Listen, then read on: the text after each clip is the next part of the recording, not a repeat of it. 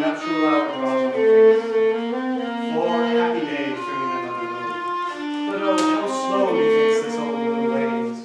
She lingers my desires like to a step-dame or a dowager, long withering down a young man's burial. 4 days will quickly steep themselves in night. 4 nights will quickly dream away the time. And then the moon, like a silver bow, will went to heaven, shall behold the night of our solemnity. Go, Philostrate, stir up the Athenian youth to merriments, awake the pert and nimble spirit of mirth, turn melancholy forth to funerals. That pale companion is not for our pomp. Hippolyta, I wooed thee with my sword, and one thy love to me increase, but I will wed thee in another king, with pomp, triumph, and revel. Happy be Theseus, our renowned Duke. Thanks, good Aegeus, what's the news of thee? Full of vexation come I, with complaint against my child, my daughter, Hermia. Stand forth, Demetrius. My lord, this man hath my consent to marry her. Stand forth, Lysander. My lord, this man hath bewitched the bosom of my child. Thou, Lysander, thou hast given her rhymes, and interchanged love tokens with my child.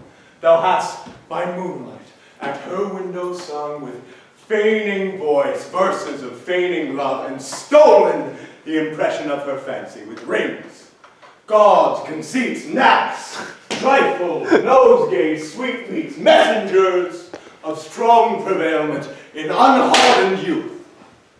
With cunning hast thou filched my daughter's heart and turned her obedience, which is due to me, into stubborn harshness. And so, my gracious lord, be it not so, she will not before your grace consent to marry with Demetrius. I beg the ancient privilege of Athens, as she is mine, that I may dispose of her, either to this gentleman or to her death, according to our law immediately provided in this case. What say you, fair Hermia? Be advised, fair maid, to you your father should be as a god, one who composed your beauties, yea, and one but to whom you are but as a form in wax, to leave the figure or disfigure it. Demetrius is a worthy gentleman. So is Lysander. In himself he is, but in this case, wanting your father's voice, the other must be held aloof.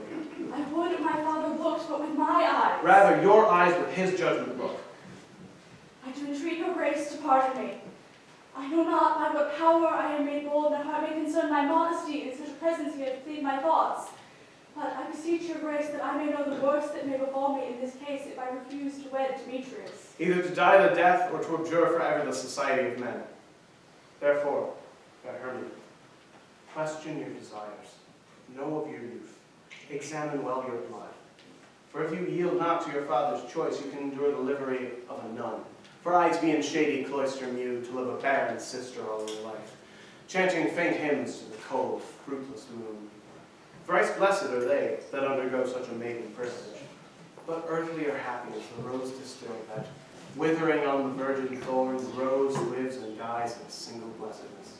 So will I grow, so live, so die, my lord, ere ever my virgin hand up unto his lordship, whose unwished yoke my soul consents not to give sovereignty. Take time to pause, and by the next new moon, the sealing day, put my love and me for everlasting bond of fellowship.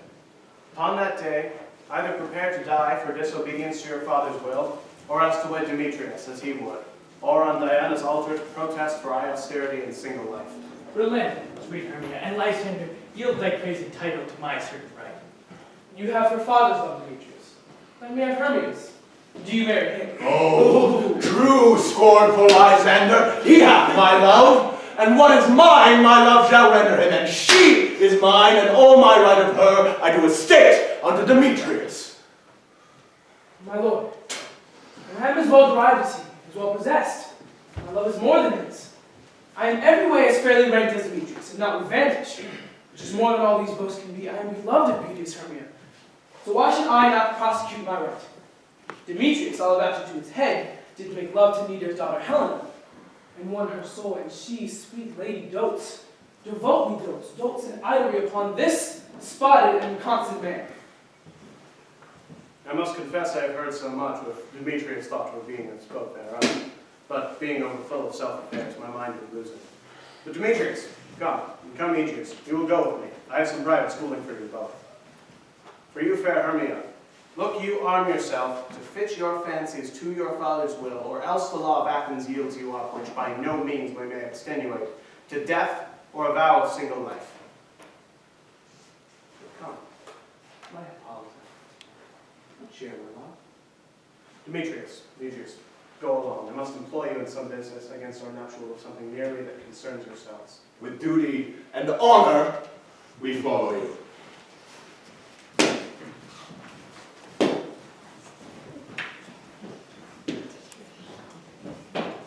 How now? Why is your cheek so pale? How chance the roses there do fade so fast? Light for want of rain. Well, between them from the tempest of my eyes. I knew that I could never read, never hear by tale or history. The course of true love never did run smooth. Would either be different in blood, Cross too high to be enthralled to low. or else misgraved upon respect of years, Oh, spite too old to be engaged to young. or else stood upon the choice of friends. Oh, hell, to choose love by another's eyes. Or, if there were a sympathy in choice, war and death, sickness lay siege to it. Momentary as the sound, swift as a shadow, short as any dream, brief as the lightning in a coiled night. Let us fleet unfold both heaven and earth, and ere man hath power to say, behold, the jaws of darkness do devour them, so quick bright things come to confusion. If then true lovers have ever crossed, it stands as an edict in destiny. Then let us teach our child patience, because it is a customary cross. As due to love as thoughts and dreams and sighs, wishes and tears, poor fancy's followers.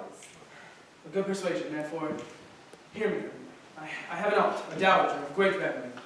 From Athens is her house, remote, 7 leagues, and she respects me as her only son. There, gentle Hermia, marry me, where the sharp Athenian law cannot pursue us. If thou lovest me, then steal forth thy father's house tomorrow night, a league from the town, in the wood, where I once met with Helena to observe the morn of May. There will I stay for thee. My good Lysander, I swear to thee by Cupid's strongest bow, by his best arrow with the golden head, by the simplicity of Venus' doves, by that which knitted souls and prospers loves, and by that fire which burned the Carthage queen when the false Troyan under sail was seen, by all the vows that ever men have broke, in number more than ever women spoke, in that same place thou hast appointed me tomorrow, truly will I meet with thee. Keep promise, love. Look, here comes Helena. Godspeed, fair Helena, whither away? Call me you fair? That fair doesn't say. Demetrius loves your fair, oh happy fair. Your eyes are lodestars and your tongue sweet melody more tunable than a lark to a shepherd's ear when wheat is green, when hawthorns buzz appear. Sickness is catching, oh were favor so. Yours would I catch, fair Hermia, ere I go. My ear should catch your voice, my eye your eye, my tongue should catch your tongue's sweet melody. Were the world mine, Demetrius being baited, the rest I give to you to be translated. Oh, teach me with how you look and with what art you sway the motion of Demetrius' heart. I frown upon him, yet he loves me still. Oh, their frowns could teach my smiles such skill. I give him curses, yet he gives me love. Oh, that my prayers could such affection move. The more I hate, the more he follows me. The more I love, the more he hateth me. His folly, Helena, is no fault of mine. None but your beauty would have fault for mine. Take comfort. He no more shall see my face. Lysander and myself will fly this place. Before the time I did Lysander see, seemed Athens as a paradise to me. Oh, then what graces in my love do dwell, he hath turned a heaven unto a hell. Helena, to you our minds will unfold. Tomorrow night when Phoebe doth behold. Oh, a silver visage in the watery glass, a liquid pearl in the bladed grass. The time when lovers' flights doth unseal, through Athens' gates we have devised to steal. And in the wood, where often you and I upon faint primrose beds were wont to lie, emptying our bosoms of their counsel sweet, there my Lysander and myself shall meet. And thence from Athens turn away our eyes to seek new friends and stranger companies. Farewell, sweet playfellow. Pray thou for us. And good luck grant thee thy Demetrius. Give word, Lysander. We must starve our sight from lovers' food till morrow deep. I will, my love. Helena, adieu. As you on him, Demetrius, dote on you. How happy some or other some can be. Through Athens I am thought as fair as she, but what of that? Demetrius thinks not so. He will not know what all but he do know. And as he errs doting on Hermia's eyes, so I admiring of his qualities, things base and vile, holding no quantity. Love can transpose the form to dignity. Love looks not with the eyes, but with the mind, and therefore is winged Cupid painted blind. Nor hath love's any judgment taste, wings and no eyes, figures and heedy haste. And therefore is love said to be a child, because in choice he is so oft beguiled. As waggish boys in games themselves forswear, so the boy love is perjured everywhere. And as he looked in Hermia's eyes, he hailed down oaths as he were only mine. But when this hail some heat from Hermia felt, so he dissolved and showers of oaths did melt. But I will go tell him of fair Hermia's flight. Then will he to the woods tomorrow night pursue her. And for this intelligence, if I have thanks, it is a dear expense. But hearing me, I to enrich my pain, to have his sight thither and back again.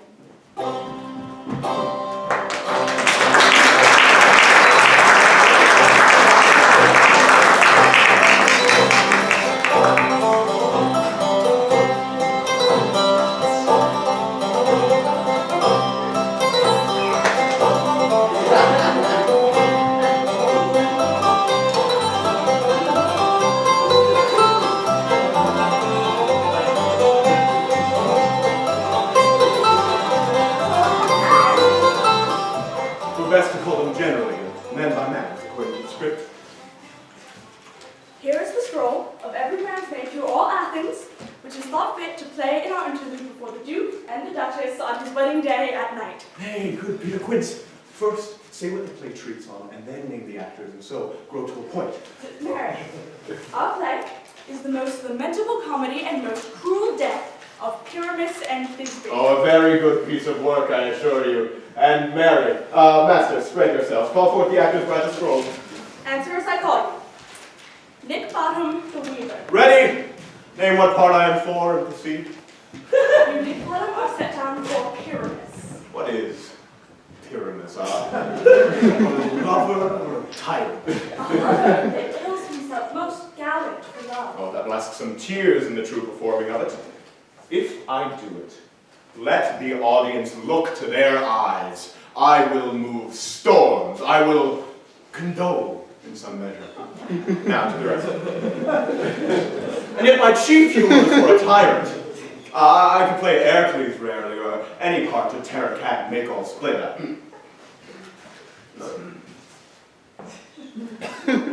The raging rocks and shivering shocks shall break the locks of prison gates and Phoebus' car, shine from far to make and mar the foolish face. This was lofty. Now to the rest. Oh, this was Hercules' vein, a tyrant's vein. The lover was more condoling. Francis Flute, the bellows mender. Here, Peter Quince. Flute, you must take Thisbe on you. What is Thisbe, a wandering knight? It is the lady that Pyramus must love. Nay, faith. Let me not play a lady. I have a beard coming. You shall play the mask and you speak as small as you will. But when I may hide my face, let me play Thisbe too. I will speak in a monstrous little voice. Thisbe, Thisbe, oh,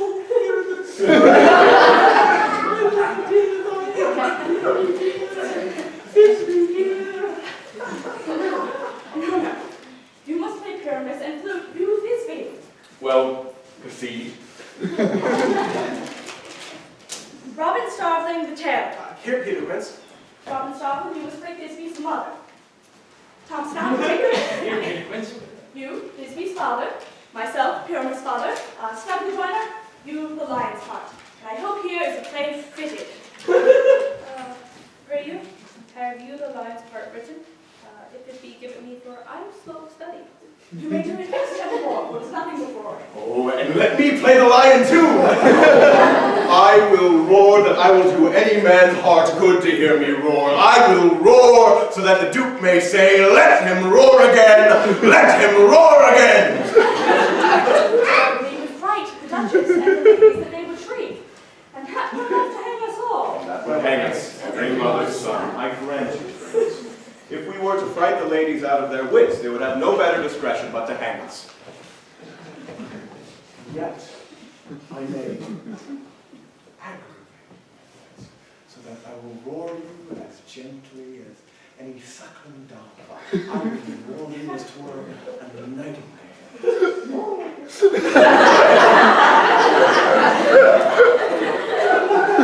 Pyramus. Well, Pyramus is a sweet-faced man, a proper man, as one shall see in a summer's day, a most lovely, gentlemanlike man. Therefore, you must needs play Pyramus. Well, I will undertake it. What beard do I best to play then? Fine, what you will. I will distill it either in your straw-colored beard, your orange tawny beard, your purple and grain beard, or your French crown-colored beard. Perfect yellow. Some of your French crowns have no hair at all, and then you will play bareface. But, masters, here are your parts. I am to entreat you, request you, and desire you to come by tomorrow night and meet me in the palace wood a mile without your town. There we rehearse. For if we meet in the city, we should be dogged with company and our devices known. In the meantime, tell me not. There we will meet, and we shall rehearse most obscenely and courageously. Take pains, be perfect, adieu. At the Duke's oath we meet. Enough! Hold the cut bowstrings!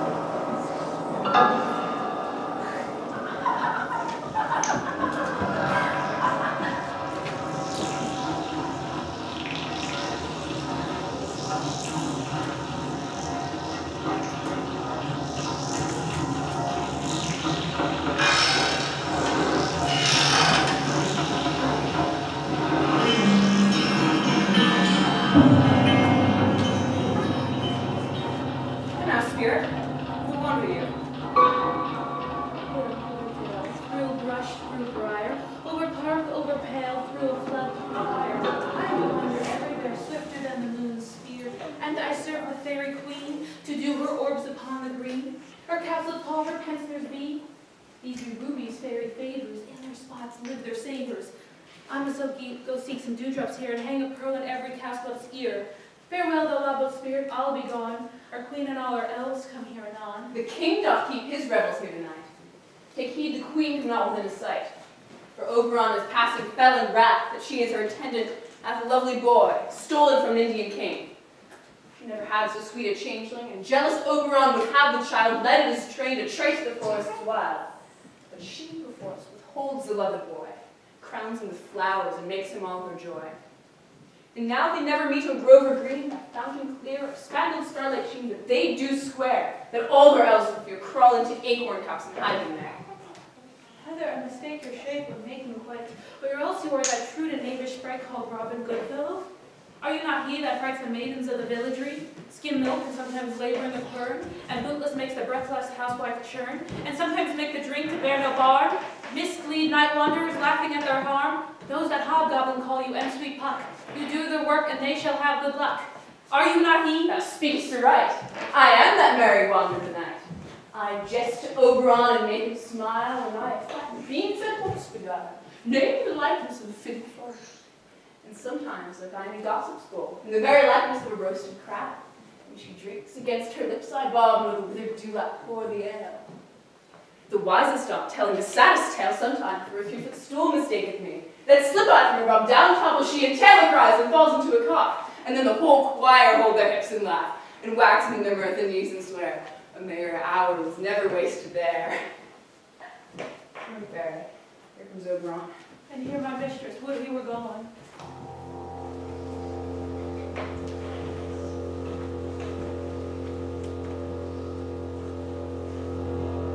And met by moonlight, proud to town. What, jealous Oberon? Fairy, skip hence. I forsworn his better company. Very rash, and not I thy lord. Then I must be thy lady. But I know when thou wast stolen away from fairyland, and in the shape of corn sat all day, playing on pipes of corn, and versing love to amorous Phillida. Why art thou here? Come from the farthest step of India?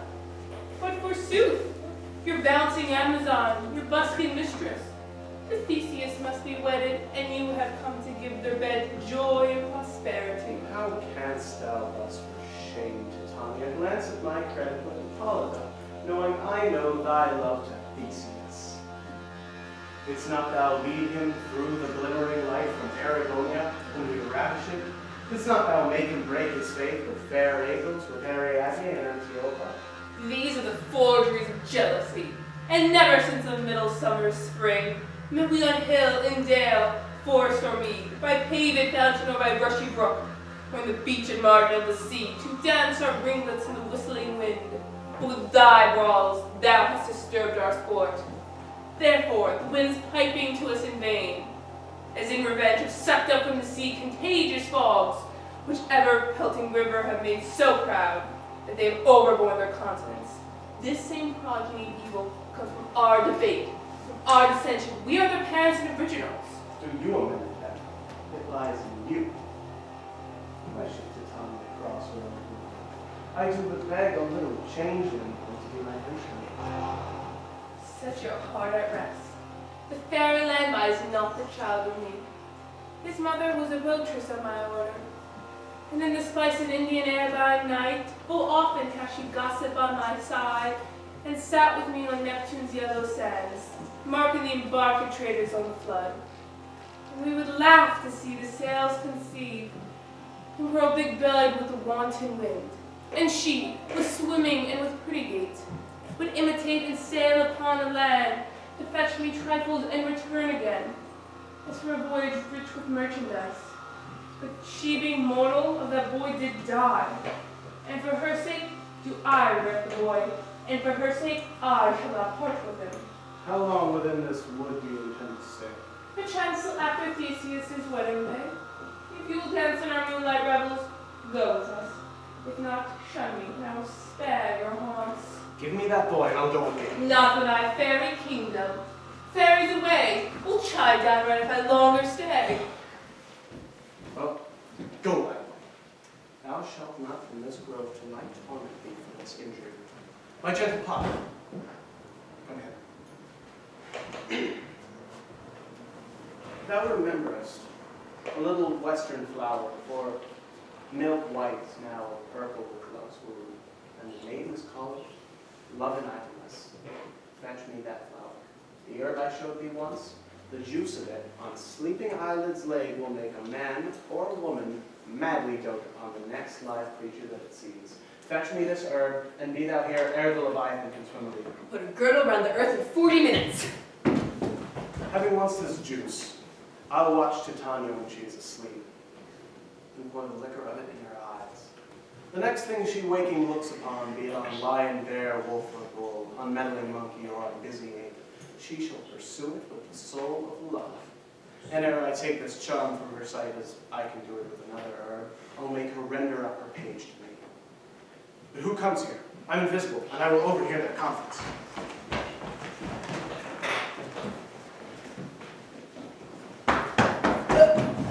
I love thee not, therefore pursue me not. Where's Lysander and fair Hermia? Thou toldst they were stolen upon this wood, yet here I am, wood within this wood, because I cannot meet my Hermia. Hence, get thee gone, and follow me no more.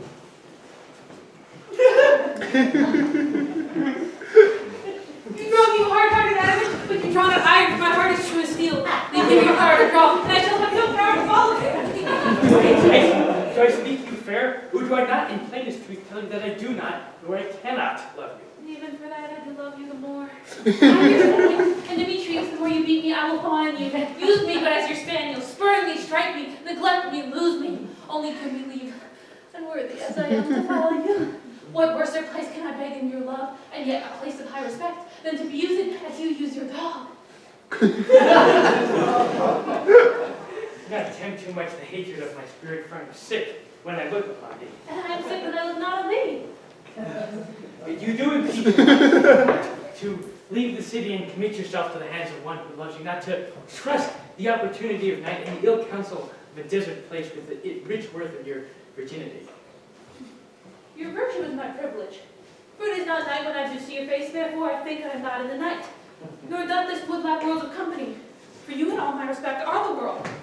How can it be said that I am alone, though all the world is here to look on me? I'll run from thee and hide me in the brakes and leave thee to the mercy of wild beasts. The wonders have not yet over you. Apollo flies and Daphne holds the chase. The dog pursues the griffin. The wild hind speed to catch the tiger. Boldness speed when cowardice pursues and valor flies. Let's state thy questions. Let me. Let me go. Or if thou dost follow me, do not but believe. But I shall do thee mischief in the wood. I in the temple, the field, and the town, you do me mischief. But by Demetrius, your wrongs to set a scandal on my sex. We cannot fight for love as men may do. We should be wooed and we're not made to woo.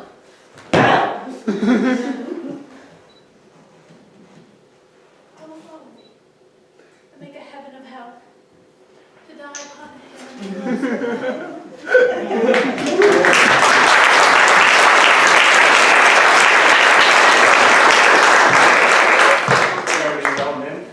Ere he do leave this grove, thou shalt fly again, and he shall see thy love.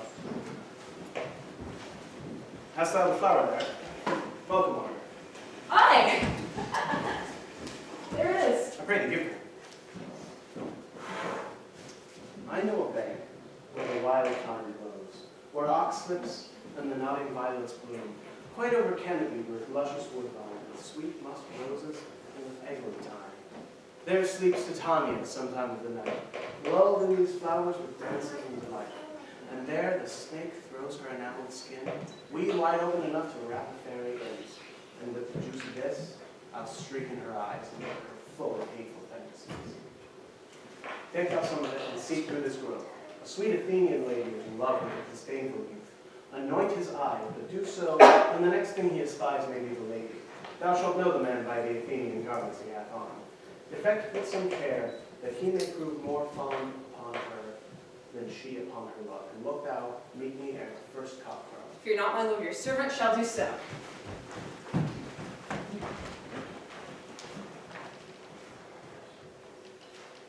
Come now, a roundel and a fairy song. Then, for a third part of a minute, hence. Some to kill cankers with a musk rose bud. Some to more reader mice with leather and wings, to make my small elf coats. Some to keep back the clamorous owl that nightly hoots and wanders at arc-winged spirits. Sing me now to sleep. Bench your offices and let me rest.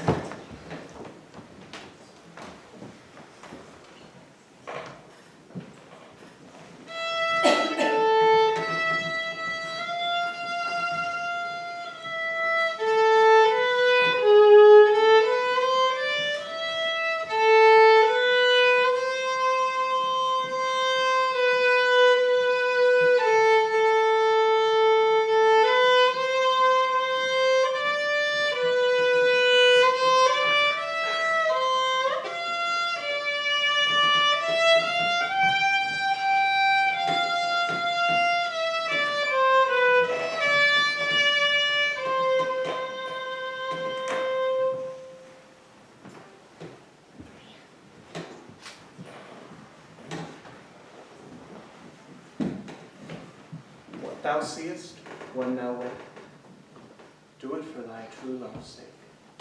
Love and languish for his sake.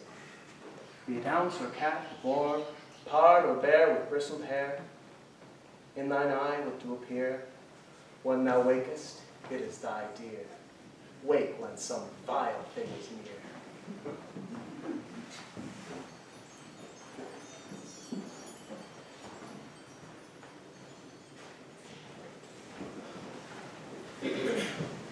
Refrain from wandering in this wood, and to speak truth, I forgot our way. Well, restless if you think it good, and tarry for the company of the day. Be it so, Lysander. Find you out of bed, for I upon this bank will rest my head. One turf shall serve as a pillow for us both. One heart, one bed, two bosoms in one troth. But nay, good Lysander, for my sake, my dear, lie further off yet, do not lie so near. Oh, take the sense, sweet of my innocence. Love takes the meaning of love's true confidence. I mean that my heart unto yours is knit, so that one heart we can make of it. Two bosoms interchange with an oath, so then two bosoms in a single troth. So then by your side, no bedroom you deny, for lying so hard me I do not lie. Lysander riddles very prettily. Not much between my manners and my pride, if Hermia meant to say Lysander lied. But gentle friend, love and courtesy lie further off in human modesty. Such separation as may well be said becomes a virtuous bachelor in the day. Aye, to that fair prayer say I, and end my life when I am boiled. Here is my bed. Sleep give thee all his rest. Half that wish the wish's eyes be pressed. Through the forest have I gone, but Athenian found I none, on whose eyes I might approve this flower's force of stern love. Hide in silence. Who is here? Leaves of Athens he doth wear. This is he my master said despised the Athenian maid. And then the maiden, sleeping sound on the dank and dirty ground. Pretty soul. She durst not lie, this lack love, this kill courtesy. Churl, upon thy eyes I throw all the power this charm doth owe. When thou wakest, or love forbids, sleep is seat on thy eyelid. So awake when I am gone, for I must mount Oberon. Stay no love, kill me, sweet Demetrius. I charge thee hence, and do not haunt me thus. Well, then let darkly leave me do that so. Stand with her, I alone will go. Oh, I'm out of breath in this fond chase. The more my prayer, the lesser is my grace. Happy is Hermia, wheresoever she lies, for she hath blessed and attractive eyes. Came her eyes so bright, doubtless all tears mine are often washed than hers. No, I'm as ugly as a bear, for beasts that meet me run away in fear. 'Tis no wonder that Demetrius do, as a monster fawn my presence thus.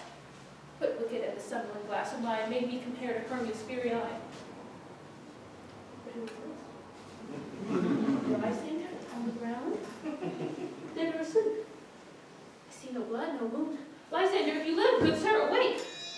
I run to the fire, I will for thy sweet sake.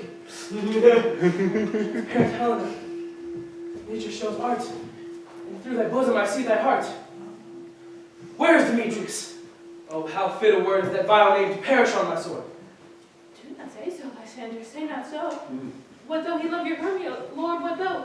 Yet Hermia still loves you, then be content. Content with Hermia? No, I do repent the tedious minutes I with her spent. Not Hermia, but Helena. I'm not chattering for a dove. The will of man is by his reason swayed. And reason says you are the worthier maid.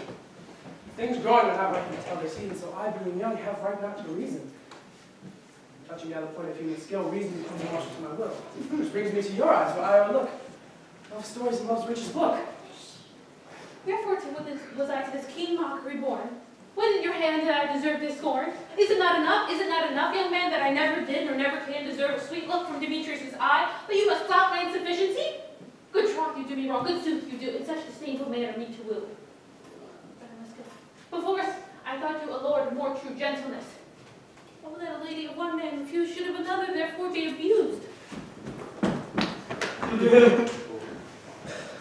She sees not Hermia. Hermia, sleep thou there, and never mayest thou come Lysander near.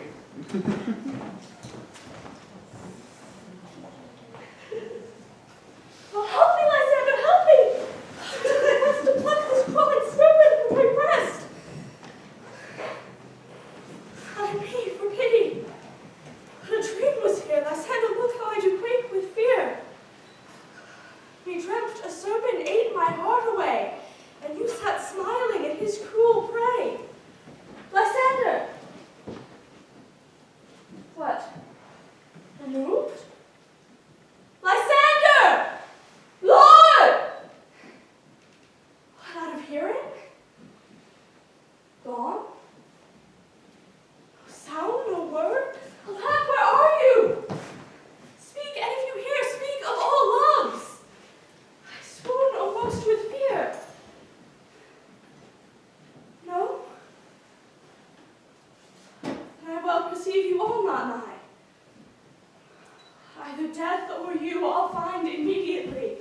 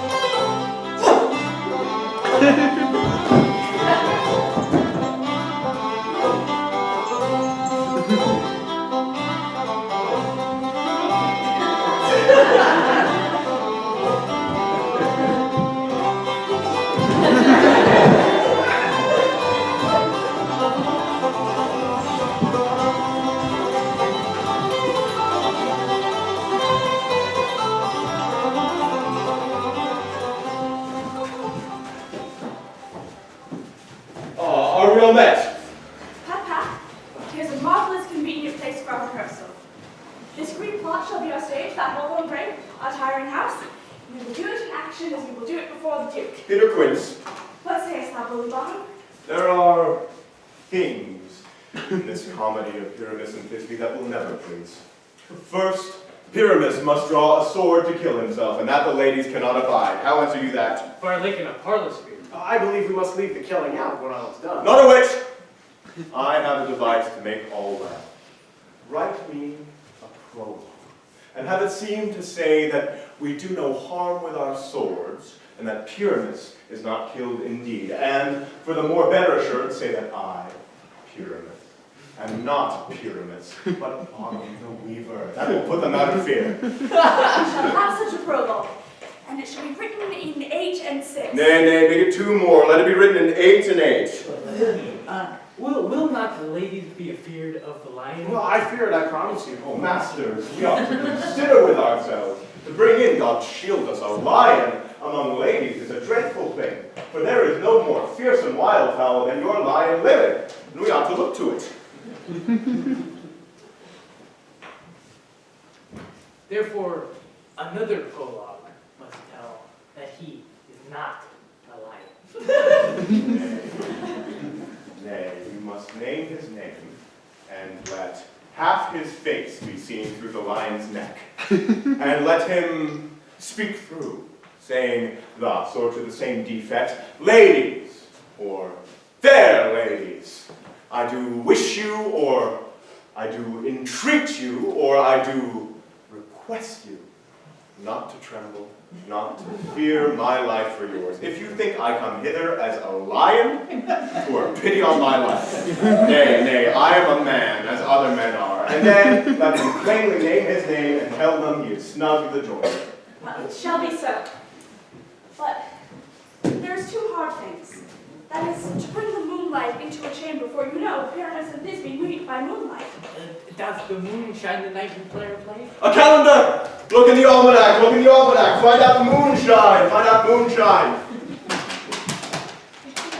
Yes, it does shine that night. Then we may leave a casement of the great chamber window where we play open, and the moon may shine through the casement.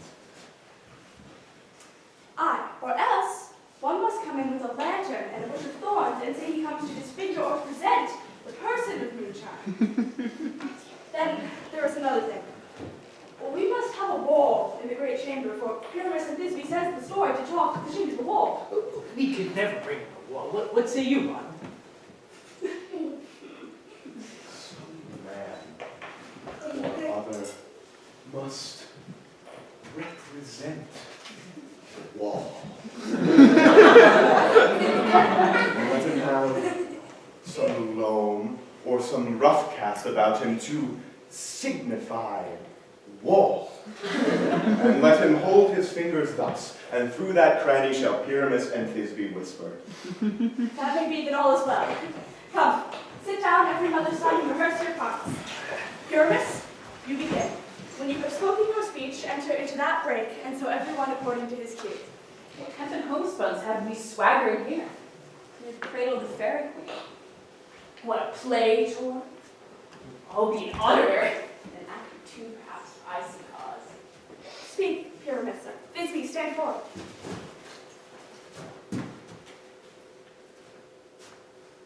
Thisbe, the flowers of odious savor sweet. Odors. Odors.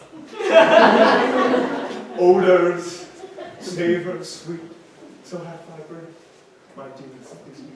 But hark, a voice, I must away a while, and by I will to thee appear. Stranger Pyramus than ever played here. Must I speak now? Aye, Mary, must you, for you must understand he goes but to hear a noise and heard, and is to come again. Most radiant Pyramus, most lily-white of hue, most frisky juvenile, most eke and lovely Jew, as true as horse that yet would never tire, I'll meet with thee, Pyramus, at Ninny's tomb. Minus 2 men. Well, you must not speak that yet. That you answer to Pyramus. If you speak all your part at once, cues and all. Pyramus, enter, your cue is past, and is never tired. If I I were as fair Thisbe, I were only thine. Oh, monsters so strange! We are haunted! Pray, masters, play us! Ow! Oh, I'll follow you. I'll lead you back around through bog, through bush, through brake, through briar. On a horse I'll be on a hound. A hog, a headless bear, on a fire. And neigh, bark, and grunt, and roar, and burn like a horsehound hog by fire at every turn. Oh, this is some knavery of them to make me afear. Bottom, thou art changed. What do I see on? You see an ass's head of your own, don't you? Oh, bless thee, bottom, bless thee, thou art translated!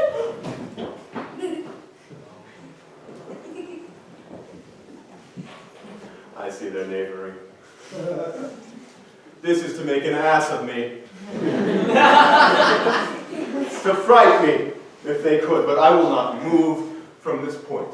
I will walk up and down, and I will sing, so that they hear I am not afeard. The ouzel cock so black of hue, with orange tawny bill, the throstle with his notes so true, the wren with little quill. What angel? My flowery bed. The finch, the sparrow, and the lark, the plain-sung cuckoo grey, whose note that many a man doth mark, and dare not answer nay. Pray thee, gentle mortal, sing again. Mine ear is much enamored with thy notes. So in my eyes enthralled with thy shape. On first force, pre-force, doth move me to say, to swear, I love thee. Methinks you should have little reason for that. And yet, reason and love keep little company nowadays, and 'tis a pity some good neighbors will not make them friends. Nay, I can bleat upon occasion. Thou art wise, thou art beautiful. Oh, not so neither. And yet, if I had wit enough to get myself out of this wood, I'd have enough to serve mine own turn. Out of this wood do not desire to go. Thou wilt stay whether thou wilt or no. I am the spirit of no common race. The summer doth depend upon my state. I do love thee, therefore go with me. I will give thee fairies to attend on thee, and they shall fetch thee jewels from the deep, and sing while thou in pressed flowers dost sleep. And I will purge thy mortal grossness so thou like an airy spirit shall go. Peas blossom, cobweb, moth, mustard seed. Where shall we go? Be kind and courteous to this gentleman. Hop in his walks and gamble in his eyes. Feed him with apricots and dewberries, with purple grapes, green figs, and mulberries. The honey bag sealed from the humble bee, and for night tapers, crop their waxen thighs, and light them with the fiery glowworm's eyes, to have my love to bed and to arise. And pluck the wings from painted butterflies, the fan the moonbeams from his sleeping eyes, nod to bells and do courtesy. I cry your worship's mercy. I beseech your worship's name. Oh, I shall desire you more acquaintance, good Master Cobweb. If I cut my finger, I shall make good with you. Your name, I beseech you, honest gentleman. Oh, commend me to your mother, Mistress Squash, or your father, Master Peascod. I shall desire you more acquaintance, Master Peas Blossom. Your name, I beseech you, sir. Good Master Mustard Seed, I know your patience well. That cowardly, giant-like oxbeef hath devoured many an honest gentleman of thy house. I promise you, your kinsman's eyes have made me water ere now. I shall desire you of more acquaintance, Master Mustard Seed. Come, lead into my bower. The moon, methinks, looks with a watery eye, and when she weeps, weeps every little flower, lamenting some course of chastity. Oh! Hi, my love's tongue, bringing signs.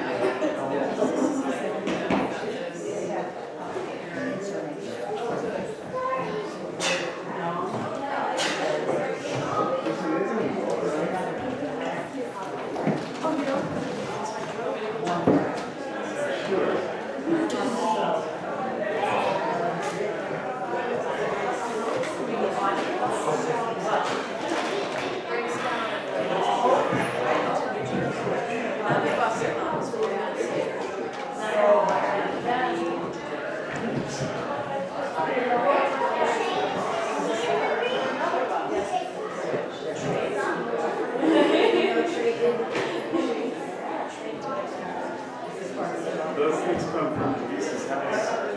Scenery.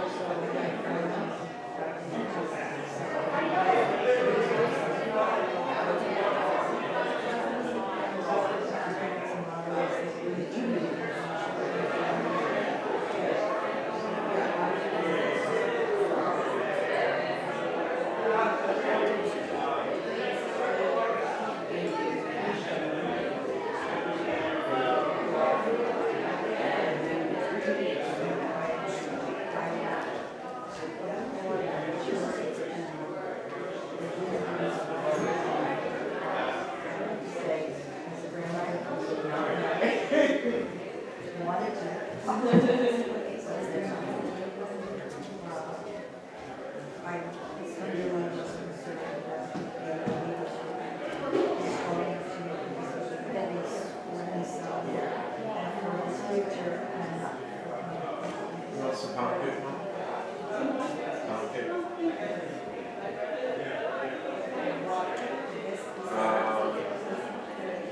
I don't think so.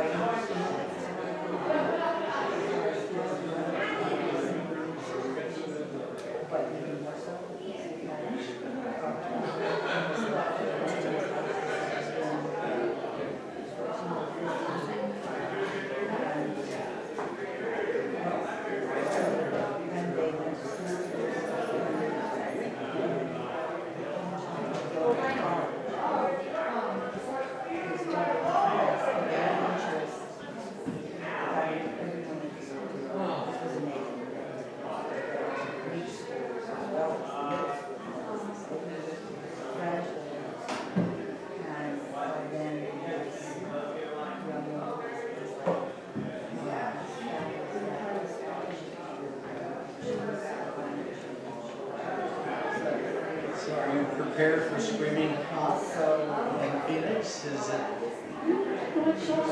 I'm sorry, Tucson is going to be terrible. It's been so cold. It's just been amazing. But as I said, I was planting everything. I mean, this week, that's it. I've had enough cold. So Evan came up to visit with me on business this week. No kidding. Oh, that's great. When do you have to go back? Oh, it was great to have this here and celebrate the well, this is my graduation from the Shakespeare Company here. This is it. I think we've been to just about everything, and this is the end. Oh yeah.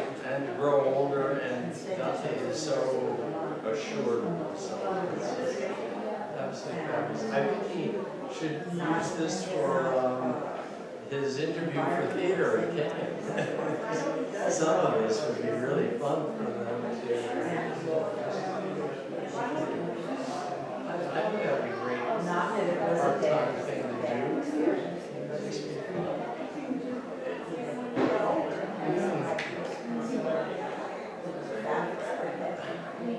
Well, that's great. I have to sit down. You know the routine. And then I sit too long and I have to get up. So it's just. Our daughter-in-law's father is very French, and he taught me how to sit. You know, getting up is to unbend oneself. So I'm trying to think of it as a more dignified way. But I'm going to sit Beth is in DC, and Sarah lives here, right, very close. Yes, two boys. Yeah. And we saw we went to movies yesterday with a friend, and on the screen are 4 kids from Berkshire Country Day School, the commercial, and there's our Liam right there smiling at me. We get to see him fairly. This winter was very hard. I was quite sick, and the kids were always sick, and always had something. So it was more limited, but we've now they're healthier and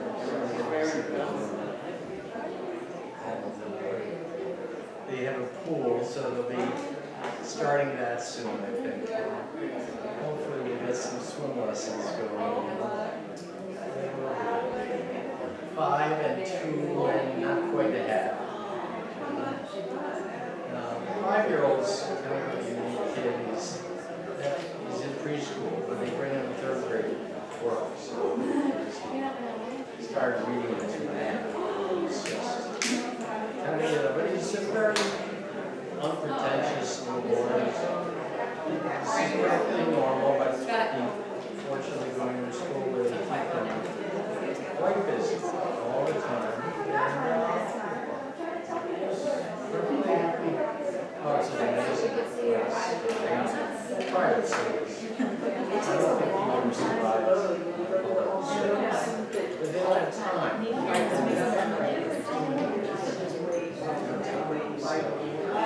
It's just great. They just did an experiment for 2 weeks with little kids, with 2 and a half-year-old kids at school for nothing to try out preschool. So the problem is that they finish in 10th or 8th grade, so finding a place for them after that, I probably won't be around for that. So I'm not worried. It is.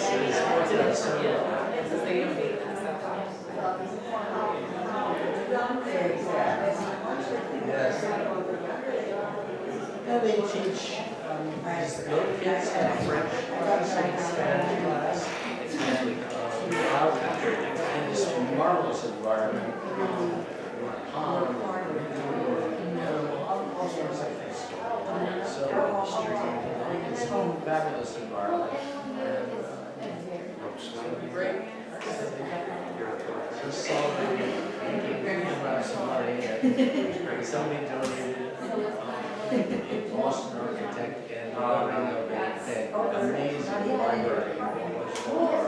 James Taylor's kids went there and they just graduated, so he donated a music section. The kids really, I want to I'll let old guys go. I have to sit down. I think they should. You're at purpose.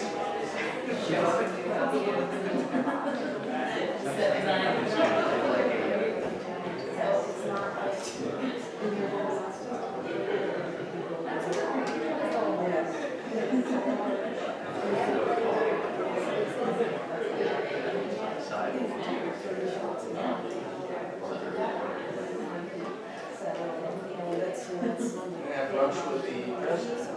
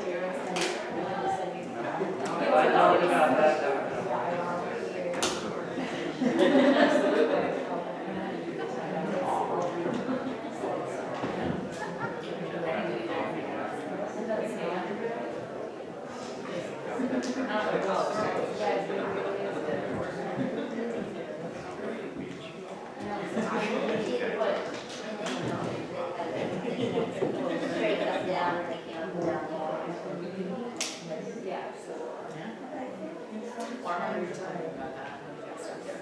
I don't see it. Yeah, you're talking about stuff on the train. It's a new one in your seat. Oh, I saw that. Very good.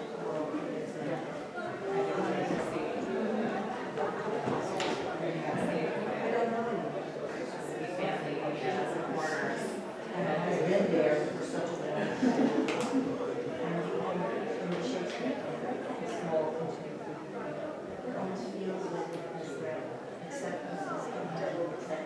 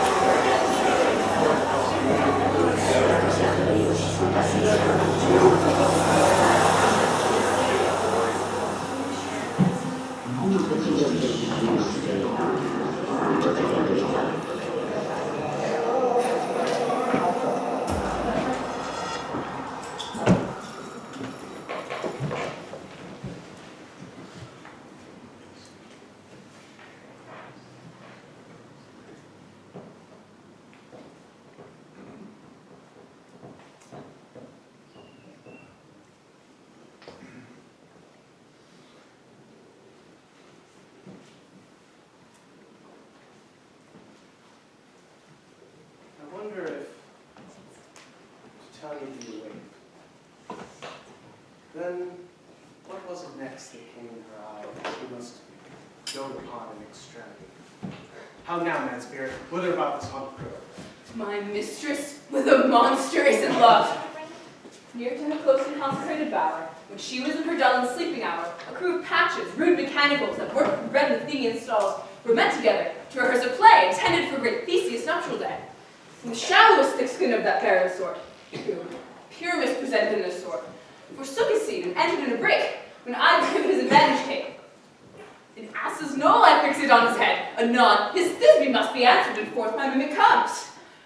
When they him spy, as wild geese with the creeping fowl arrive, or russet painted chops, many in sort, rising and cawing at the gun's report, sever themselves and madly sweep the sky. So at his sight away his fellows fly, and at our step, here, o'er and o'er one falls. He murder cries, and help from Athens calls.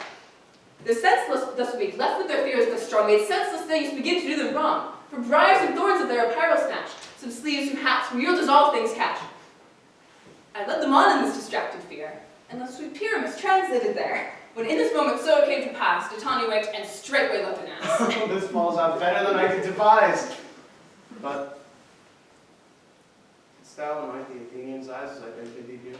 Took him sleeping. That is finished too. And the Athenian made it by his side that when she wakes of force, she must be eyed. Stand close. This is the same Athenian.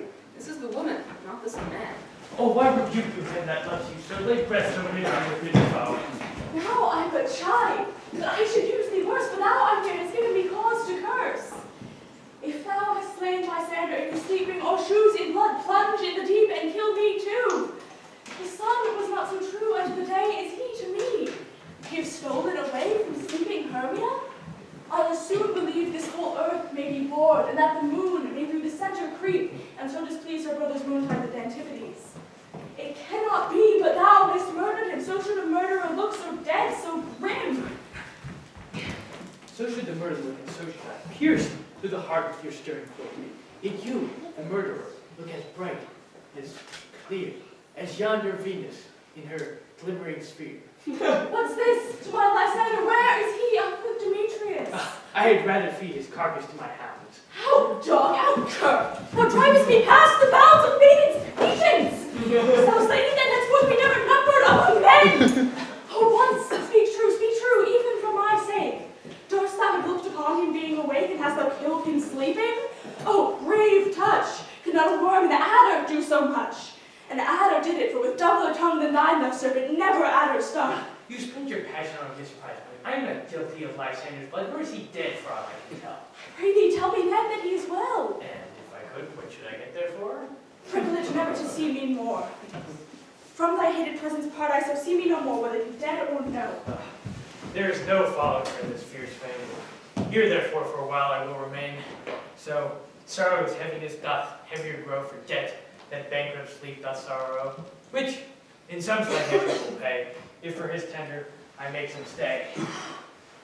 What hast thou done? Thou hast mistaken quite and laid the love juice on some true love sight. A finest prison of proportion too. Some true love turn, and not a false turn true. What Phaedor rules that? One man holding troth a million fail, confounding of one out. Out the window, swifter than the wind, and Helena of Athens look thou find. All fancy sick she is, and pale of cheer, against true love, which costs the fresh blood dear. By some illusion, seest thou bring her here. I'll charm his eyes against you to appear. Flower, this purple dye, hit with Cupid's archery, sink in atom of his eyes. When his love he doth espy, let her shine as gloriously as the Venus of the sky. When thou wakest, if she be by, beg of her for remedy. Captain of our fairy band, Helena is here at hand, and the youth mistook by me, pleading for her lover's fee. Shall we therefore on pageancy? Lord, what fools these mortals be. Stand close, the noise they make will cause Demetrius to wake. Then we'll two at once for one. That must needs be sport alone, and these things do best please me that fall imposterously. Why should you think that I woo and scorn? Sworn into her should never come in tears. When I vow, I weep. When vow so born. And all truth everything is misfortune. When I wear the badge of faith to prove them true. You do advance your cunning more and more. when truth kills truth, O devilish holy prey.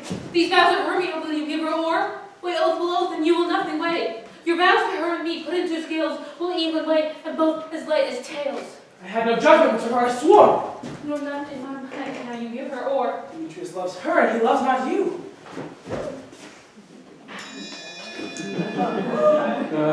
Hella, goddess, nymph, perfect, divine, what my love shall I compare thine eye? Crystals muddy, how bright and show thy lips, these kissing cherries tender grow. That pure, congealed white, high Taurus' snow, fanned with the eastern winds, turns to a brow when thou holdst up thy hand. Oh, let me kiss this princess of pure white, this seal of bliss. Oh, spite! Oh, hell! I see they all are bent to set against me for their merriment. If you were kind and knew courtesy, you would not do me thus much injury. Can you not hate me as I know you do, but you must join in souls to mock me too? If you were men as men who are in show, you would not use a gentle lady so, to vow, to swear, and super praise my parts, when I know you both hate me with your hearts. You both are rivals and love Hermia, and now both rivals to mock Helena. A trim exploit, a manly enterprise, to contribute tears in a poor maid's eyes with your derision. None of noble sort would so offend a virgin and extort a poor soul's patience all to make you sport. Demetrius, you are unkind, be not so. For you love Hermia, this you know I know. My love for Hermia I to you, and yours for Helena to me bequeath. For I love her, and will do till my death. Never did mockers waste more idle breath. Lysander, keep that Hermia, I will not. If e'er I loved her, all that love is gone. My heart to her was but guest-wise sojourn, and now Helen is home returned, there to remain. Helena, it is not so. Ah, disparage not the faith thou dost not know. As to thy peril thou abidest dear. Look, where thy love comes, yonder is thy dear.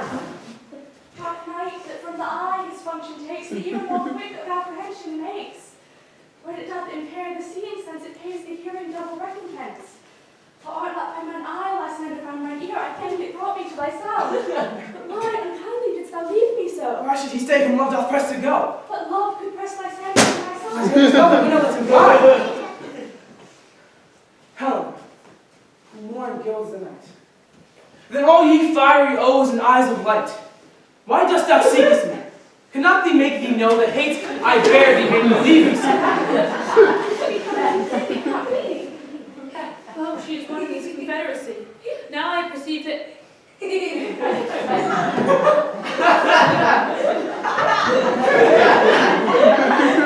contrive all three to fashion this false sport in spite of me.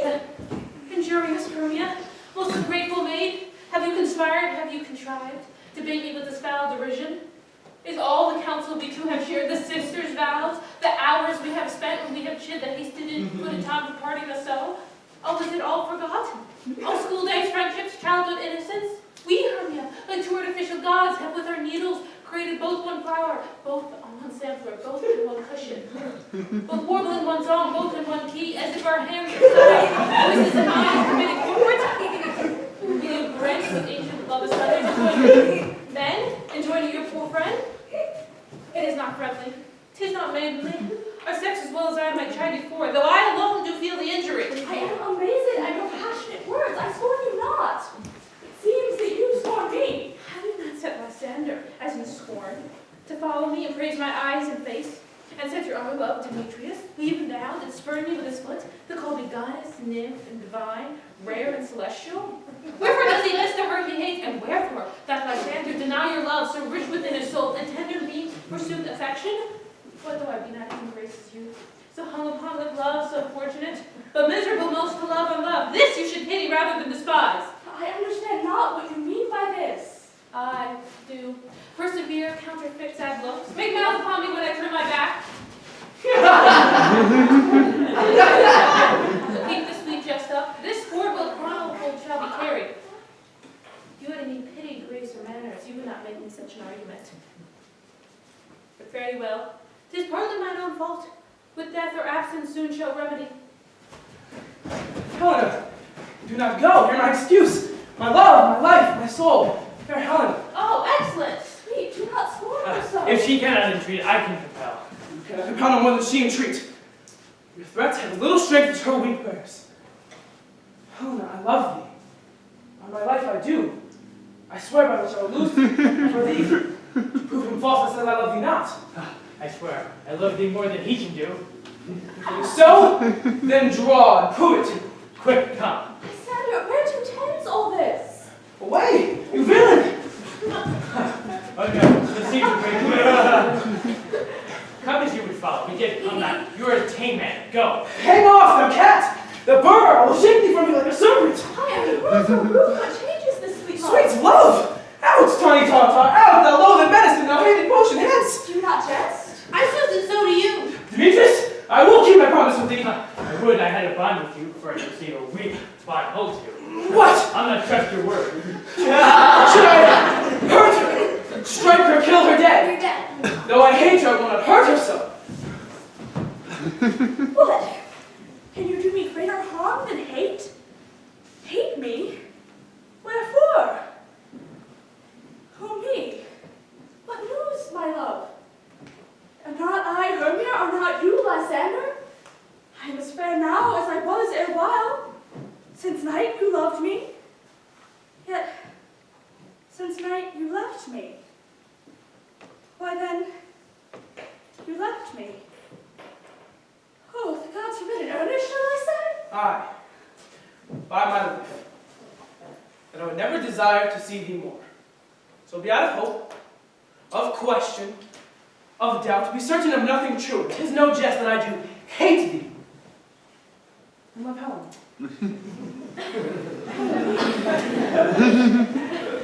Double of you, tangle of you, thief of love! What, have you come by night and stolen my love far from him? Have you no modesty, no maiden shame, no touch of bashfulness? What, will you tear impatient answers from my gentle tongue? By how you counterfeit, you puppet, you puppet! Why, so that way goes the game. Now I perceive she has made compare between our statures. She hath urged her height, and with her personage, her tall personage, her height, forsooth, she hath prevailed with him. And are you grown so high in his esteem because I'm so dwarfish and so low? How low am I, thou painting maple speak? How low am I? I am not yet so low but that my nails can reach unto thine eyes! I pray you don't you let not hurt me. I was never cursed. I have no gift at all in true in this. I am a right maid for my cowardice. Let her not strike me. You may think because she is something lower than me that I can match her. Lower! Hark again! But Hermia, do not be so bitter with me. I ever more did love you, Hermia. Did ever keep your counsels, never wronged you. Say that, and love unto Demetrius. I told him of your stealth into this woods. He followed you, in love I followed him. But he has tried me, had been threatened to spurn me, strike me, nay, to kill me. Let me go, captains, I will bear my folly back. You see how simple and how fond I am. I get you gone, who is that hinders you? A foolish heart that here I leave behind. Lysander? Like Demetrius. Be not afraid. She shall not harm me, Helen. She shall not, sir, though you play her part. She's keen and shrewd. She was a vixen when she went to school, though she be but little, she is fierce. Little! Again! Nothing but low and little! Why do you suffer to love me? Let me come to her! Away, you dwarf! You witness! You have not grass, you bead, you acorn! You are too officious in her behalf that scorns your service. Speak not, Helen, play not her part. If thou dost intend, so never so little show of love to her, thou shalt abide it. She holds me no longer. Follow if thou darest, to see who's right, thine or mine is most in heaven. Follow, nay, I'll go, cheek by jowl.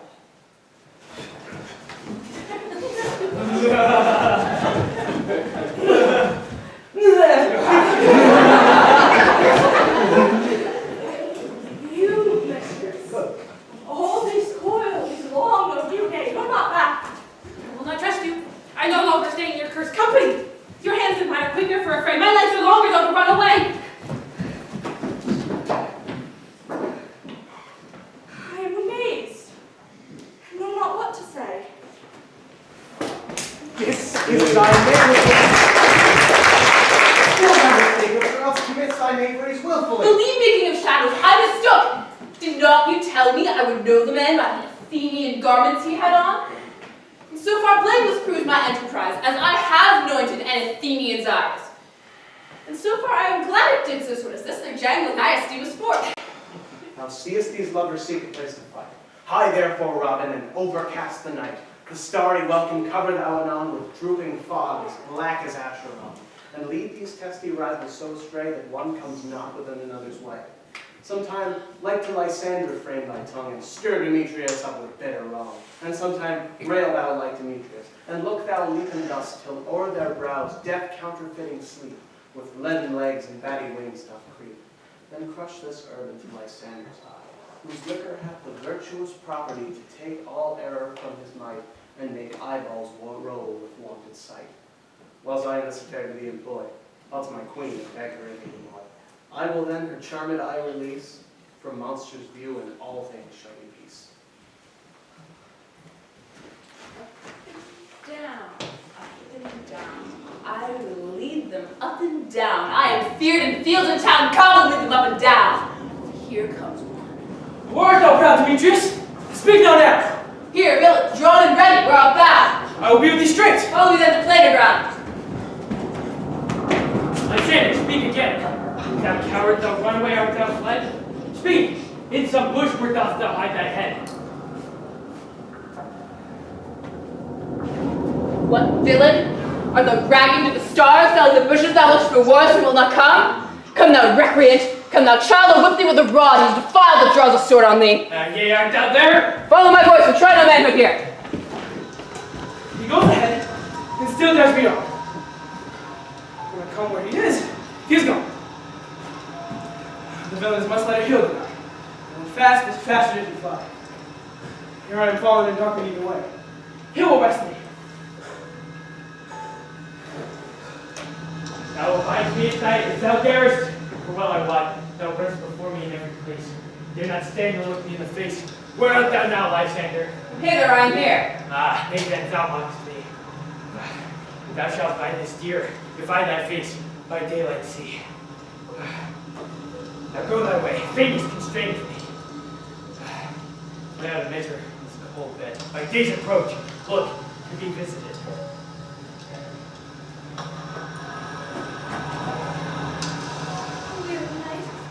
Long and tedious night, abate thou hours, shine comfort from the east, and I will get back to Athens by daylight, for from them I poor company detest. Sleep, and sometimes shut up sorrow's eyes, save me a while, mine own company. Get the three, come one more. Two of both kinds make up four.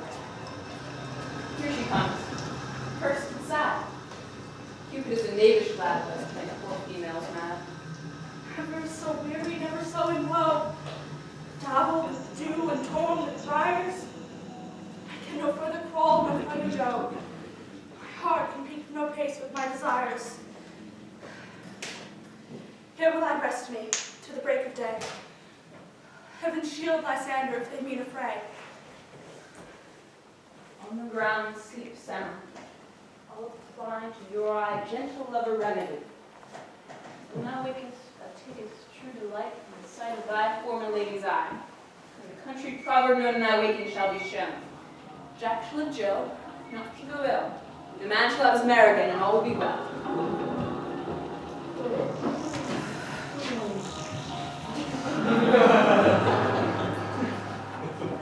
Come, sit thee upon this flowery bed. While I thy ample cheeks do coy, and stick musk roses in thy sleek smooth head, and kiss thy fair large ears, my gentle. Where's Peas Blossom? Scratch my head, Peas Blossom. Where's Monsieur Cobweb? Monsieur Cobweb, good monsieur, get you your weapons and kill me a red-hipped humblebee on top of the thistle. And bring me the honey bag, good monsieur. And good monsieur, take care of the honey bag, great nod. I would loathe to have you overflown with a honey bag. Where's Monsieur Mustard Seed? Give me your niece, good monsieur. I pray you leave your courtesy. What's your will? Nothing, but to help Cavalry Cobweb to scratch. I must to the barber, for methinks I am marvelous hairy about the face. And I am such a tender ass that the hair can but tickle me on the scratch. What will thou hear music, my sweet love? Oh, I have a reasonable good ear in music. Let's have the tones and the bones. Or say, sweet love, what thou desirest to eat. Truly, a peck of provender.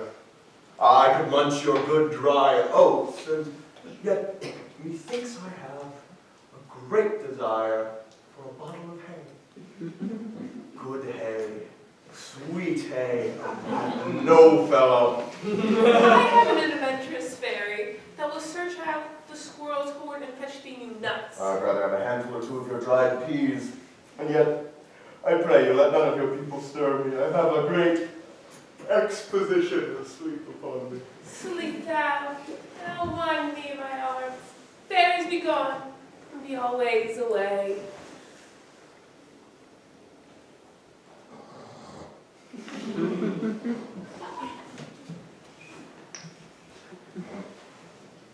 Welcome, good Robin.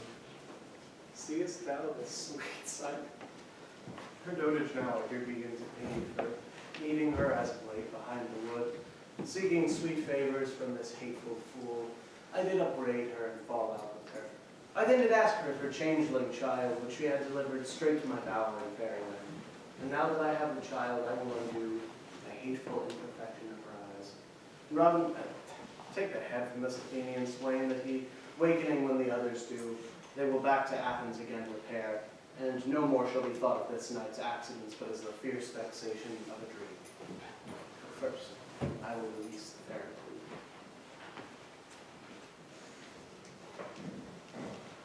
queen. Be as thou wast. See as thou wast wont to see. Dian's bud or Cupid's flower has such force and blessed power. Now mighty time, wake ye, sweet queen. My Oberon, what visions have I seen? You thought I was enamored with an ass. There lies your love. Oh, how came these things to pass? How my eyes do loathe this visage now. Robin, take off his head.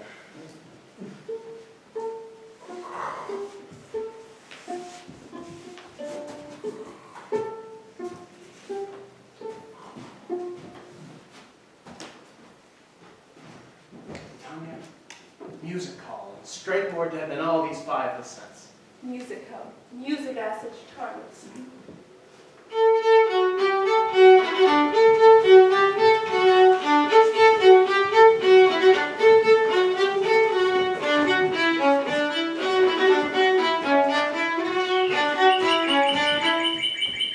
Fairy King, attend your lark. I hear the morning lark. Come, my lord, and in our flight, tell me how it came this night. That I was sleeping here was found, with these mortals on the ground.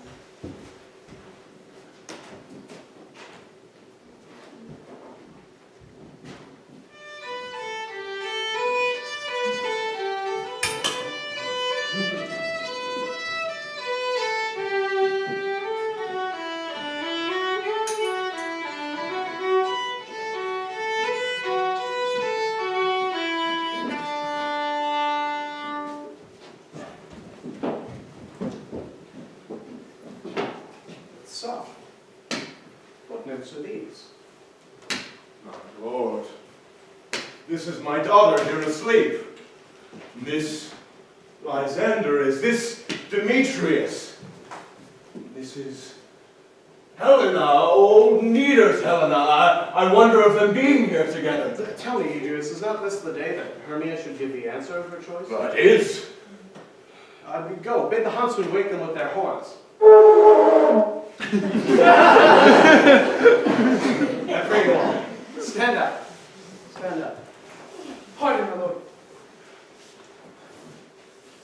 Now, I know you two are rival enemies. How comes this gentle concord in the wood to sleep by hate and fear no enmity? My lord, I shall reply amazingly. Half asleep, half waking, but yet as I swear I cannot truly say how I came here. But as I think, I came with Hermia hither, our intent to escape the peril of the Athenian law. Oh, enough! Enough! You have heard enough. I beg the law upon his head. They would have stolen away. They would have, Demetrius, thereby to defeat us both. You of your wife, and me of my consent,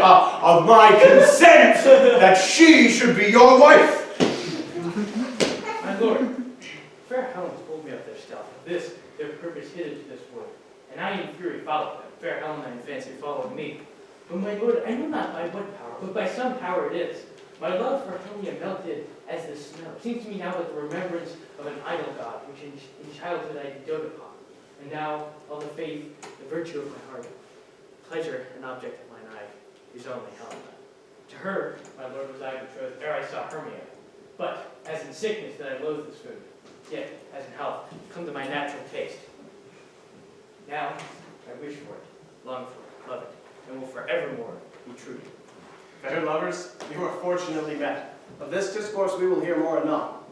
Aegeus, I will overbear your will.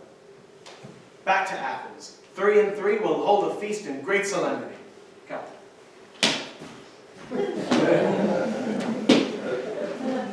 Things seem small and undistinguished, like far-off mountains turning into clouds. Methinks I see the world with parted eyes and everything seems double. So methinks, and I have found Demetrius like a jewel, mine own and yet not mine own. Don't you think the Duke was here and bid us follow him? It seems as though we sleep and dream. And my father with him. He did bid us follow him to the temple. Why then we are awake. Let us go, and by the way, the counter agreed.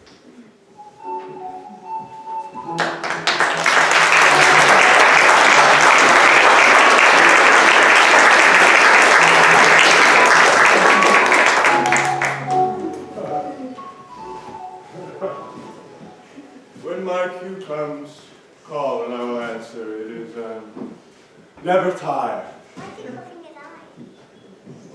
I ho. Peter Quince, flute the bellows mender, snout the tinker, starveling. God's my life, stolen hence and left me here asleep. I have had a most rare vision. I have had a dream, past the wit of man to say what dream it was. Man is but an ass if you go about to expound this dream. Methought I was, there was no man can say what, methought I was, and methought I had. Man is a patched fool if he will offer to say what methought I had. The eye of man hath not heard, the ear of man hath not seen, man's hand is not able to taste, his tongue to conceive, nor his heart to report what my dream was. I will get Peter Quince to write me a ballad of this dream. And it shall be called Bottom's Dream. For it hath noble, and I shall sing it in the latter half of the play before the Duke. Peradventure, to make it more gracious, I shall sing it at her death.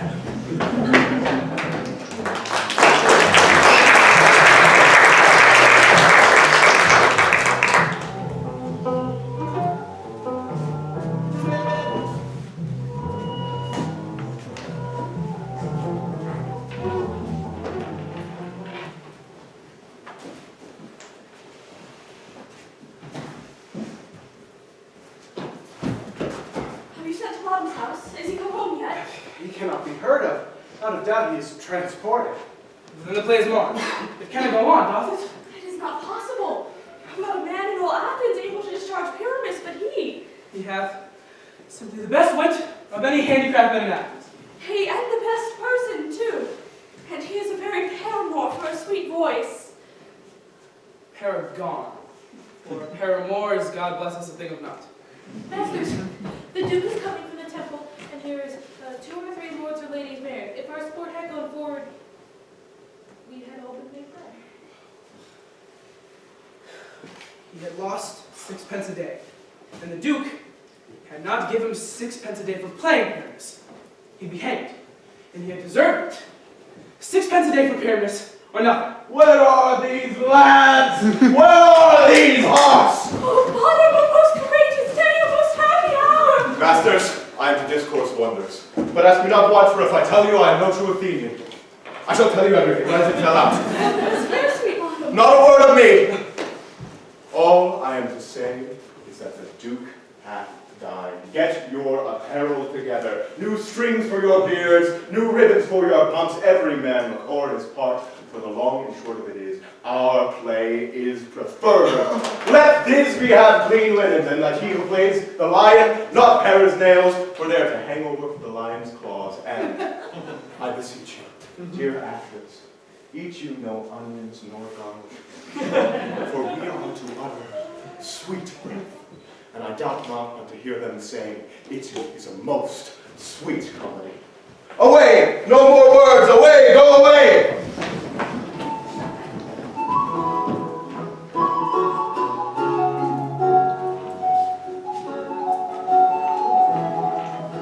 It's strange, my Theseus, what these lovers speak of. More strange than true. I may never believe these antique fables nor these fairy toys.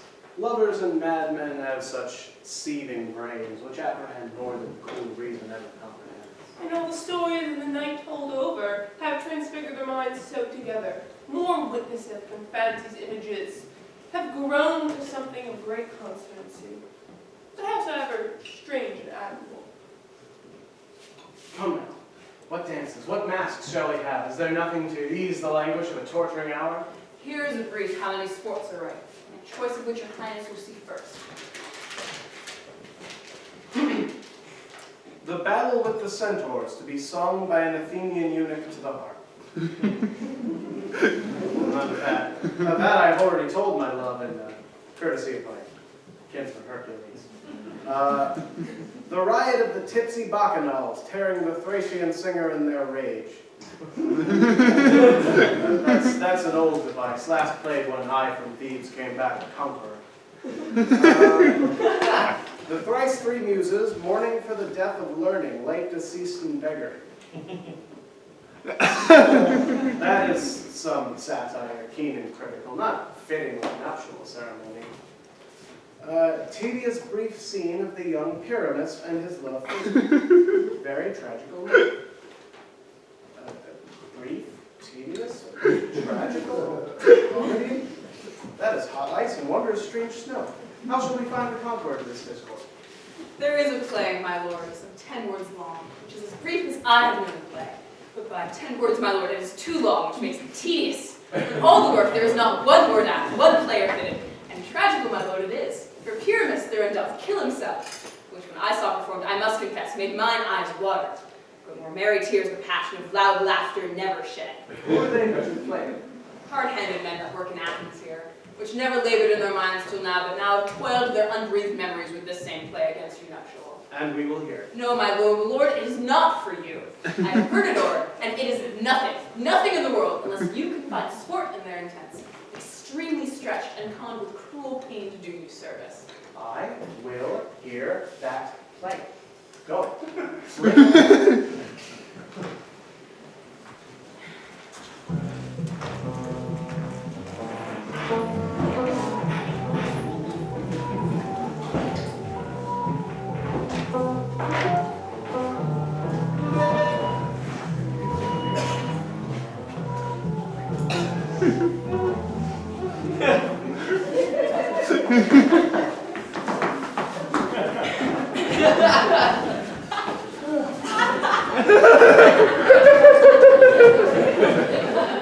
Please, your grace, the prologue is addressed.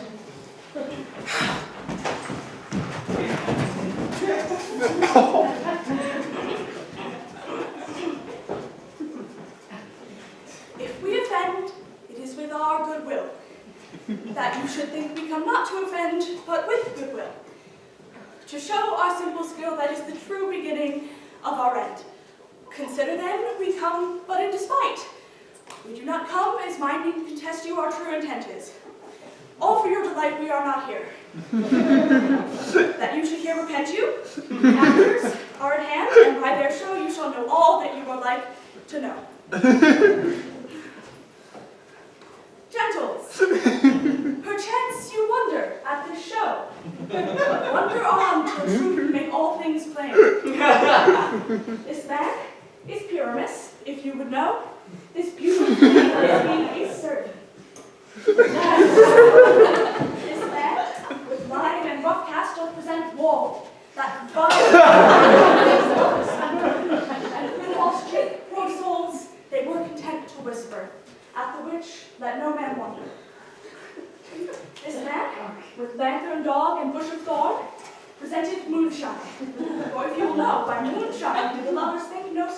meet at 9-2. There to boot.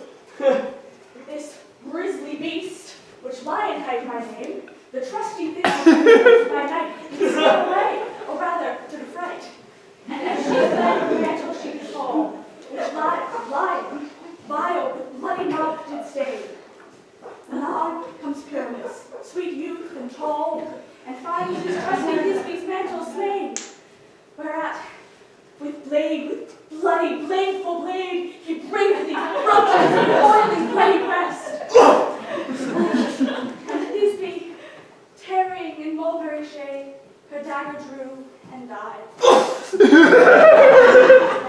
For all the rest, let lion, moonshine, wall, and lovers twain at large discourse while here they do remain.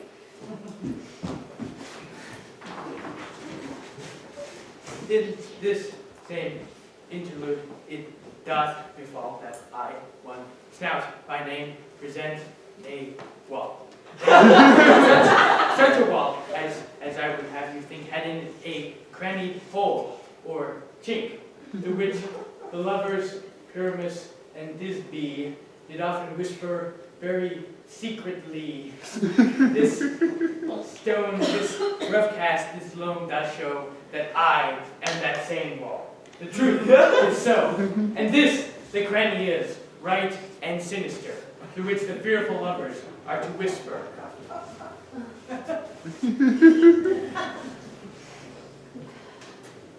Oh, grief-looked night.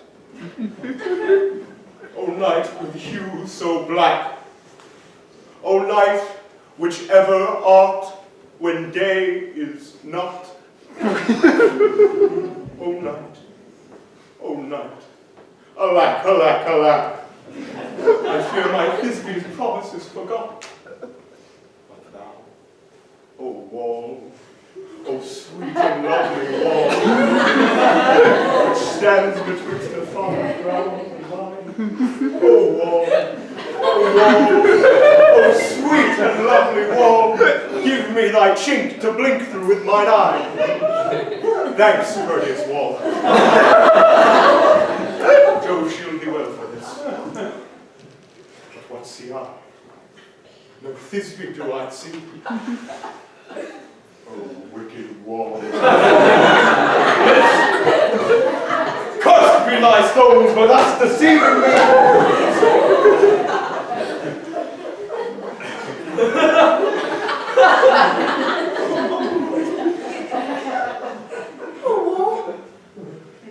Full often hast thou heard my moans for parting my fair Pyramus and me. Your red lips have often kissed thy stones. Thy stones with hair knit up in thee. I see the voice. Now am I to the chink to spy, and I can hear my Thisbe's face. Thisbe? My love, thou art. My love, I think. Think what thou wilt, I am thy lover's grace, and like thy mender am I trusty still.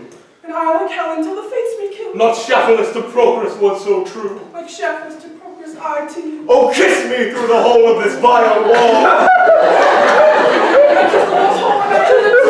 Thou knees to meet me straight away. I come without delay.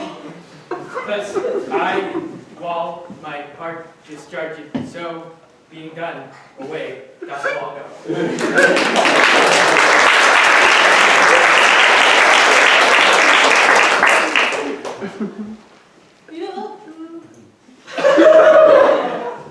Ladies, whose gentle hearts may now, perchance, quake at the smallest monstrous mouse that creeps on floor, may now perchance will make me tremble here, when lion rough and wildest rage doth roar. If the bone and I, not the joiner, and the lion fell, or else the lion's dead. If I were to come into this place in strength, twere pity on my life.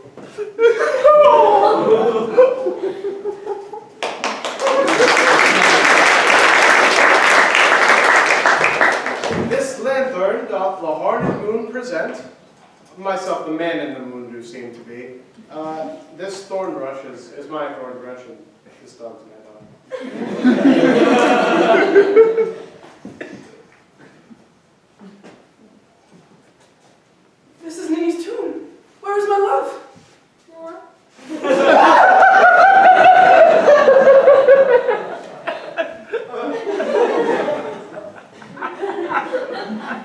I thank thee, moon, for thy sunny beams. I thank thee, moon, for shining out so bright. By thy gracious, golden, glittering beams, I trust the sight. But stare, O spite, but mark, poor night, what dreadful dole is here. Eyes, do you see?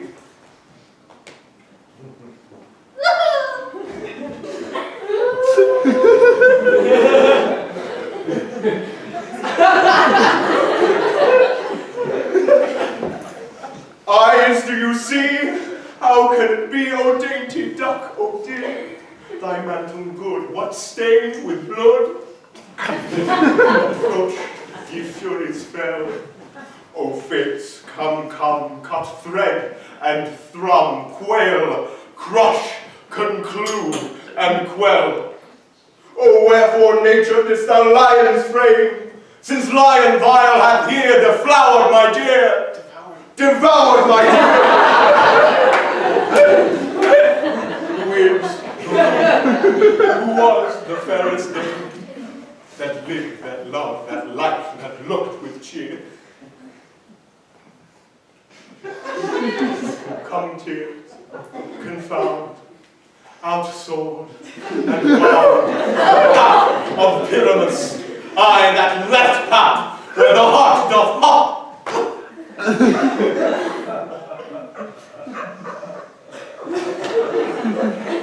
Thus I am, thus.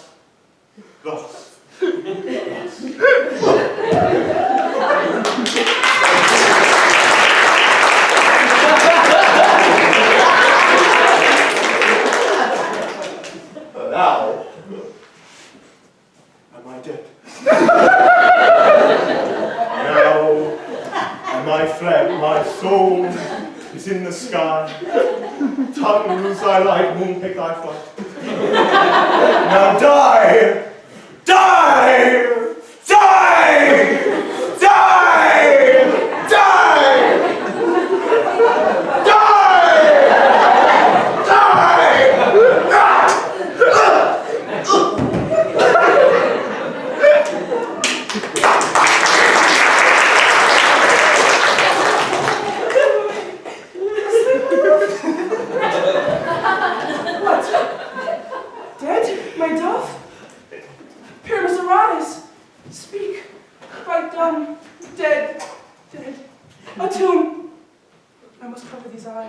These lily lips, this cherry nose, these yellow castlet cheeks are gone, are gone.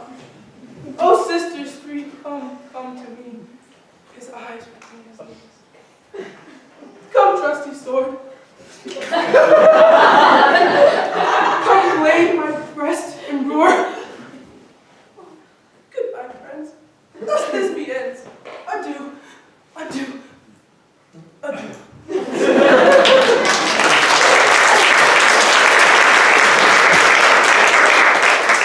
Would it please you to hear an epilogue or an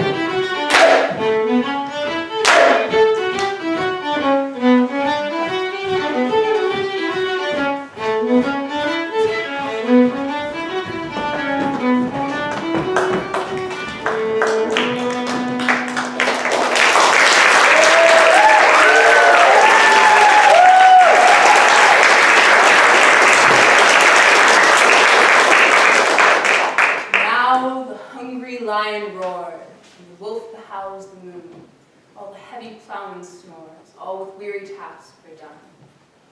Now the wasted brands do glow, and the screech owl screeching loud puts the wretch that lies in woe in remembrance of a shroud.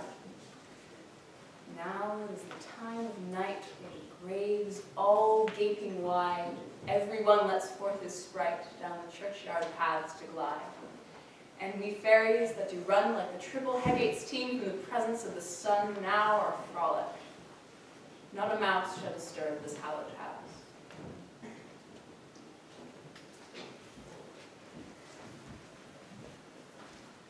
Through the house, give glimmering light by the dead and drowsy fire.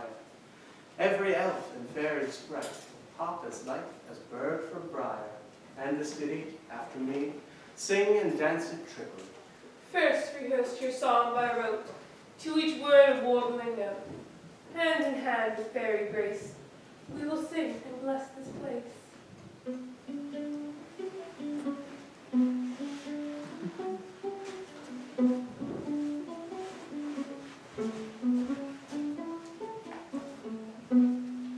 Trip away and make no stay. Meet me ere by break of day.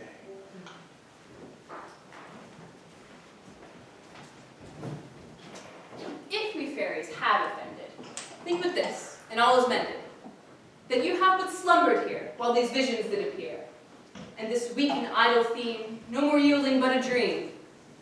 Gentles, do not reprehend. If you pardon, we will mend.